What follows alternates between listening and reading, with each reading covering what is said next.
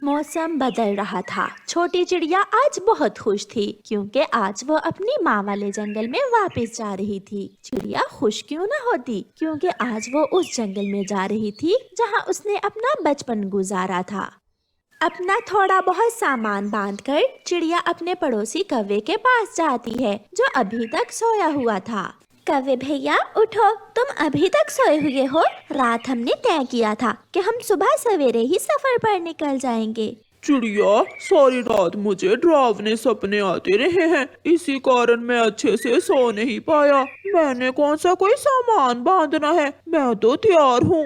तो फिर चलो, दोपहर से पहले पहले हम इस जंगल से निकल जाएंगे। मैंने अभी नाश्ता करना है। कौवे भैया, मैंने भी अभी नाश्ता नहीं किया, हम रास्ते में कहीं से नाश्ता कर लेंगे। फिर चिड़िया और कौवा उड़ते हैं। चिड़िया बहुत ईमानदार, मेहनती, सच्ची और अच्छी चिड़िया थी, जबकि कालू कौवा हर वक्त चिड़िया को उल्लू बनाने के चक्कर में ही रहता था। वो बहुत पुराने दोस्त थे, फिर भी कौवा अभी तक खुद को बदल न सका था। मैं थक गई हूँ। यहाँ तो आसपास पानी भी नहीं है, मुझे प्यास लगी है। मैं भी बहुत प्यासा हूँ। चिड़िया, तुम यहाँ बैठो, मैं वो सामने वाले घर से पानी का पूछता हूँ। फिर चिड़िया अपने सामान के पास बैठ जाती है और कालू कौवा थोड़ी दूर एक घर के पास जाता है। कौवा दरवाजे पर दस्तक देता है। वो घर तोते का था। तोता बाहर आता है। बताओ कौवे, क्या बात है? तोते, मैं और मेरी दोस्त चिड़िया परावासी हैं। हम अपने पुराने जंगल जा रहे हैं, बहुत प्यास लग गई है। क्या तुम्हारे पास कुछ पानी है? यार कौवे, पानी तो है मगर थोड़ा है। नदी यहाँ से बहुत दूर है। मेरे पास जितना पानी है मैं आपको दे देता हूँ। फिर मिट्ठू तोता अपने घर से एक गिलास पानी का लाकर कौवे को दे देता है। मेरे पास यही पानी था, तुम दोनों आधा आधा पी लो। ये तो बहुत कम पानी है, हम दोनों की प्यास नहीं बुझेगी इससे। ऐसा कहते हुए कौवा वो पानी पी लेता है और गिलास मिट्ठू को दे देता है। चिड़िया नदी से जाकर पी लेगी। कौवा वहाँ से चला जाता है। अजीब कौवा था, अपनी प्यास बुझा ली और अपनी दोस्त को प्यासा ही छोड़ दिया। कौवे भैया, क्या पानी नहीं मिला आपको? क्या जमाना आ गया है, वो मोटी चोंच वाला तोता रहता है उस घर में। मैंने पानी मांगा तो बातें सुनाने लगा, भिखारी कहने लगा वो मुझे। मैंने भी अच्छी सुनाई उसे आगे से। कोई बात नहीं कौवे भैया, मैंने थोड़ा आराम कर लिया है, अब हम नदी से जाकर पानी पी लेंगे। ऐसे वो दोनों फिर से उड़ते हैं। जंगल के बाहरी रास्ते पर उन्हें एक ठंडे पानी की नदी मिल जाती है। वो वहाँ रुकते हैं। चिड़िया अपना सामान रखती है और जी भर के पानी पीती है। कौवे भैया, तुम भी पी लो पानी। कौवे ने तो पहले ही पानी तोते से लेकर पी लिया था, इसलिए वो ऐसे ही नदी में चोंच मारने लगता है जैसे वो पानी पी रहा हो। वो नदी से जी भर के पानी पीते हैं और फिर से उड़ते हैं। वो सुबह से भूखे थे, उड़ते उड़ते वो थक गए थे। अभी आधा सफर ही तय हुआ था, उन्हें भूख लग जाती है। वो सूखे का जंगल था, इसलिए आसपास खाने की कोई चीज भी ना थी।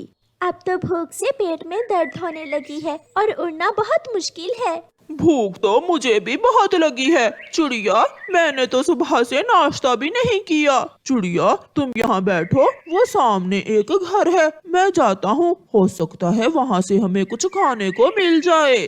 कौवा वहाँ जाता है। वो दस्तक देता है। अंदर से एक सुंदर सी कबूतरी बाहर आती है। कौवे, क्या बात है, क्या आप भूखे हो? हाँ, मैं भूखा हूँ, मैं बहुत भूखा हूँ, प्लीज मुझे कुछ खाने को दो। मैं अभी आपको खाने को कुछ ला कर देती हूँ। फिर वो कबूतरी अपने घर से 2 लड्डू और एक चने का दाना लेकर आती है। लो कौवे भैया, ये 2 लड्डू और एक दाना चने का था मेरे घर में, ये आप खा लो, मेरा पति मेरे लिए और भोजन ले आएगा। आप बहुत अच्छी हो कबूतरी, यात्रियों का बहुत ख्याल रखती हो आप। ऐसा कहते हुए कौवा वो दोनों लड्डू खा लेता है। कौवे, वो सामने बैठी चिड़िया कौन है जिसके पास सामान है? वो चिड़िया भी मेरे साथ ही है। ये चने का दाना मैं उसी के लिए लेकर जा रहा हूँ। कौवा चने का दाना लेकर वहाँ से चला जाता है। अजीब कौवा था, चिड़िया के लिए चने का दाना और दोनों लड्डू खुद खा गया। कबूतरी अपने घर में चली जाती है। चिड़िया चिड़िया, ये एक चने का दाना मिला है। चिड़िया, मैं भूखा रह लेता हूँ और ये तुम खा लो। नहीं कौवे भैया, ये कैसे हो सकता है कि मेरा दोस्त भूखा रहे और मैं दाना खा लूं? ये दाना आप खा लें। चिड़िया, मुझे शर्म आ रही है, मैं ऐसा नहीं कर सकता। कौवे भैया, आप खा लो ये दाना, हमें आगे से जरूर भोजन मिल जाएगा।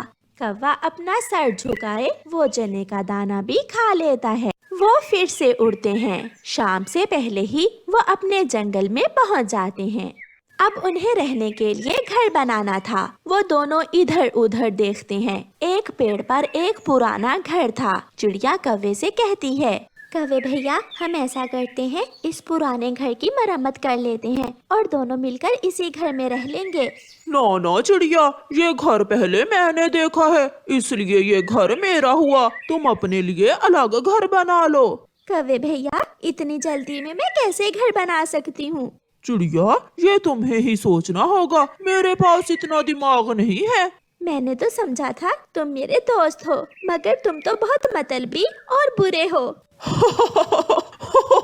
मैंने तोते जी से पानी पिया, कबूतरी से खाए लड्डू, बना बनाया घर मिला है, तुझको मिलेगा डुड्डू। ऐसे कहते हुए कौवा उस पुराने घर की मरम्मत करने लगता है। गंदे कौवे, दुष्ट कौवे, मित्र को धोखा जो भी देगा उसका अंत बुरा ही होगा। ऐसा कहते हुए चिड़िया अपना सामान दूसरे पेड़ पर रखती है और अपना घर बनाने का काम शुरू करती है।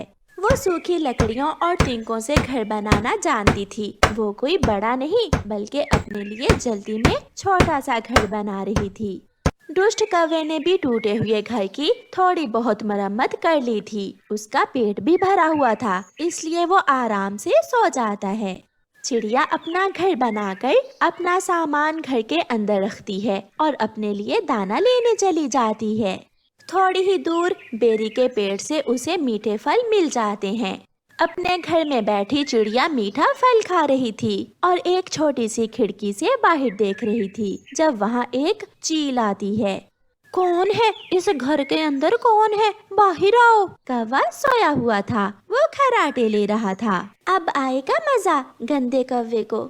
चील जोर से दरवाजे पर दस्तक देती है। कौवा उठता है। सोने भी नहीं देते, कौन हो तुम मोटो?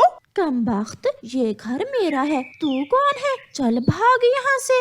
ऐसा कहते हुए चील दो थप्पड़ कौवे के लगाती है और उसे उठाकर दूर फेंक देती है। मर गया रे, हाय हाय मेरी हड्डी, हाय मेरी हड्डी टूट गई। चिड़िया खिड़की से कौवे को कहती है, जो अपने दोस्तों को धोखा देता है उसके साथ ऐसा ही होता है। ऐसा कहते हुए चिड़िया खिड़की बंद कर लेती है। प्यारे दोस्तों, इस कहानी को लाइक, अपने दोस्तों के साथ शेयर और चैनल को सब्सक्राइब करना बिल्कुल मत भूलना। आपका धन्यवाद।